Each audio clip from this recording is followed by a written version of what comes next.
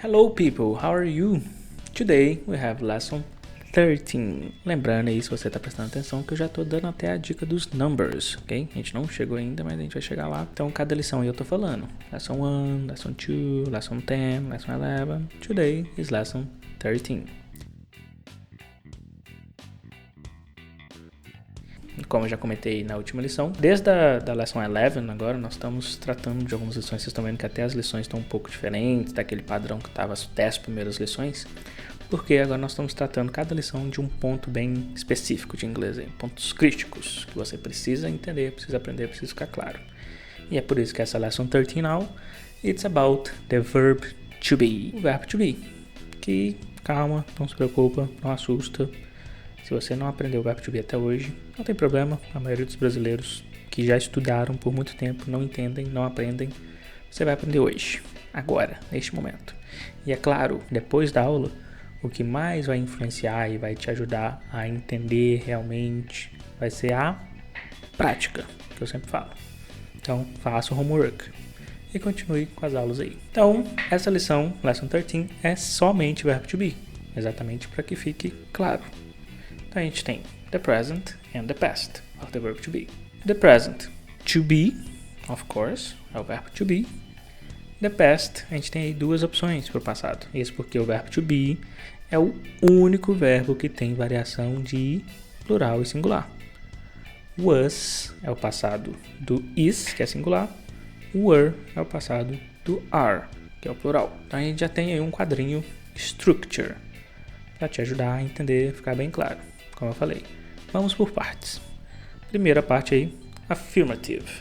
Isso aí você já entende, né? I am, you are, he is, she is, it is, we are, you are, and they are. Então, primeiro detalhe, como a gente já falou aí, o verbo to be ele é diferente dos outros verbos, por quê? Ele é o único verbo que tem variação de plural e singular, e que a conjugação, a palavra que a gente usa é diferente. Então, qual que é o detalhe? A gente já leu aí, affirmative. O verbo to be, como a gente falou lá em cima, to be significa ser ou estar. Então, ele vai ser pra gente o nosso verbo ser ou estar. Então, esse aí que é o primeiro detalhe que tem muita gente que confunde. Sim, eu entendo, é um pouco estranho, um pouco diferente. Por quê? Todos os verbos que a gente usa, que a gente já viu até agora, eles não alteram. Se eu falar eu gosto ou você gosta de alguma coisa, I like, you like, é a mesma coisa, é igual. O verbo to be, se eu falar que eu sou, I am. Você é, you are. Para ele, ela, a gente usa is. Então, he is, she is. We are, you are, they are. E esse é o detalhe, primeiro detalhe importante. To be, a gente só vai usar a palavra be mesmo, o verbo to be, digamos assim, quando é o infinitivo, igual todos os outros verbos. Por isso que ele é o único que tem o to aí junto. To be. É o ser e estar. Se eu falar, por exemplo, eu quero ser um professor. I want to be a teacher. Eu quero ser. Agora, eu já sou um professor. I am a teacher. Se eu falar, você é um estudante, you are a student. Nós somos, we are, they are, eles são. E o is é sempre singular. Aí sim é uma regra. He is, she is. E o it, quando a gente usa para coisas, objetos, lugares, igual a gente já falou. Por isso que a gente tem um it também. It is. Então esse é o primeiro detalhe importante aí sobre o verbo to be. Ele é o único verbo que altera aí de acordo, né? Plural, singular e tudo mais. Segundo ponto importante, que tem muita gente que confunde também. O quadrinho do meio aí do negative. Com o verbo to be, a gente nunca vai usar don't para fazer a frase negativa com o verbo to be. Então qual que é o detalhe, a dica importante aí? Se na frase que você vai fazer, vai falar, tem o verbo ser ou estar, vai ter o verbo to be. Então, como eu falei, eu estou em casa agora. I am at home. Estou em casa. I am at home. Tem o verbo estar. Estou. Agora, se eu só falar, sei lá, eu estudo em casa, eu trabalho em casa. I work at home. I study at home. Perfect. Eu não estou em casa. I am not at home. Você não está na escola. You are not at home. A questão da negativa com o verbo to be é que a gente nunca vai usar o don't com ele. Ele já tem a própria estrutura negativa, que é você só colocar o not na frente. Se na frase afirmativa eu vou falar I am, na negativa eu vou falar I am not. E aí tem as formas lá, as opções abreviadas que a gente vai falar aí também. Mas só para você entender primeiro a ideia. Então vamos lá, a negative. I am not, you are not, he is not, she is not, we are not, you are not, they are not. Por que eu faço you are e you are duas vezes? Porque o you, o pronome you, serve para você, singular, ou vocês. Lembra? Não faz diferença. Por isso que no verbo to be, o you é sempre com are. A gente não existe falar you is. Não existe. You are. Sempre you are. Porque não importa se é você ou vocês, se for plural. Ok? Agora, we é sempre nós, we are, e they are. Eles são ou eles estão. E o I am é o único também que é diferente. I am not. É o único que é exclusivo mesmo. As abreviações aí, isso aí são realmente só opção. Ok? Opção. Tanto faz. As duas formas são corretas. Não tem problema nenhum. Você pode falar I am not ou I'm not. You are not ou you aren't. Esse é o segundo detalhe importante sobre o verbo to be. Primeiro lá é que ele varia. I am, you are, he is, she is. É o único verbo que varia. O segundo ponto, que aí a gente tem a própria negativa. E por isso, por a gente não usar o do ou o don't como auxiliar para o verbo to be, tem o terceiro detalhe aí que é a interrogative, as frases interrogativas. Mesma ideia, se na frase eu vou perguntar, você está em casa? Tem o verbo to be nessa frase, estar. Você está em casa? Nesse tipo de frase, frases com o verbo to be, a gente não vai usar o do para fazer a pergunta. Então, como é que eu faço a pergunta então nesse caso, teacher, com o verbo to be? O próprio verbo to be vai inverter aí para ser o auxiliar da frase. Então, afirmativa se eu falar você está em casa, afirmando, you are at home. You are, você está. Se você não está, you are not. Ou you aren't. Agora, se eu for te perguntar, você está em casa? Are you at home? O mesmo verbo, a mesma palavrinha lá, que é o are pro you, você vai colocar antes do pronome da pessoa para quem você está perguntando. E por que eu gosto de começar já a falar dessa forma, digamos assim? É a pessoa para quem você está perguntando ou de quem você está falando. Se for uma pergunta, o verbo vai vir antes da pessoa. Sempre colado na pessoa. Então, por exemplo, are you at home? Estou te perguntando, você está em casa? Yes, I am. No, I'm not. Sim, eu estou. Não, não estou. Aí tanto faz.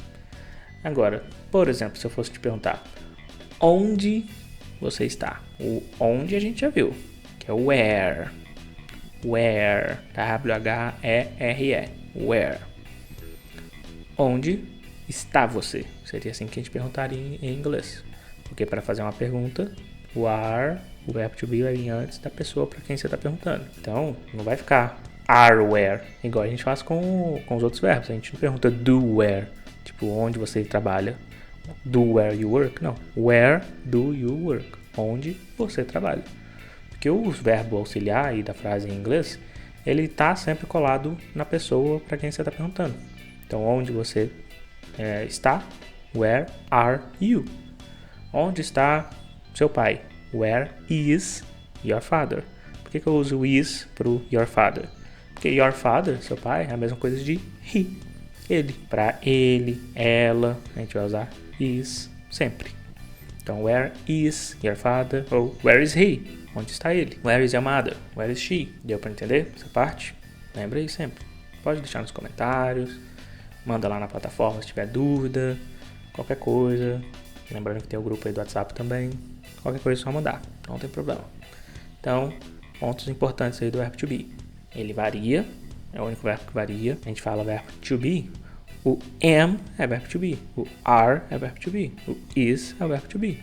Só que é a conjugação do verbo. Então isso é estranho porque os outros verbos em inglês, como eu falei, não varia muito a conjugação. E nós vamos para os examples. I am a teacher. You are a student. She is a dentist. I am not young. Ou I'm not young. Igual eu coloquei aí. It isn't a good house. Agora, esse it. Por que it? Como eu falei, o it, ele não está no quadrinho ali, porque no quadrinho eu coloquei só pessoas mesmo, para ficar mais fácil de entender. Mas a gente também tem o pronome it, que é para tudo que não é pessoa. Pode ser coisas, objetos, lugares, a casa, por exemplo, como nesse caso aí. Eu tô falando que esta não é uma boa casa. Não é uma casa boa, tanto faz. It isn't a good house. Não é. Is not. Isn't. We aren't at home now. Nós não estamos em casa agora. O verbo to be é ótimo pra gente começar agora aí, né, principalmente trabalhar preposições, porque sempre que a gente vai falar estou em casa, estou no trabalho, estou na rua, estou na cidade, estou no bairro, estou em algum lugar, a gente vai trabalhar muito aí as prepositions. Isso é muito bom. Are you a good student? Pergunta difícil. Are you a good student? Yes, I am. No, I'm not. Is this house big or small? Are you going out tonight? Você vai sair, dar um rolê, passear hoje à noite. Going out. Por ser um verbo aí diferente, uma lição diferente, vocês vão ver que até a estrutura aí já é um pouquinho diferente também. Logo depois dos examples, a gente tem practice. Então aqui já são algumas atividades que a gente vai fazer na aula mesmo, para você já praticar, dar uma reforçada aí na questão do verbo to be. Então você vai simplesmente traduzir essas frases aí. Como é que você falaria? Olha só. Agora é a sua vez de praticar. Vamos ver se você entendeu. Como você falaria as seguintes frases em inglês? Eu sou um bom estudante.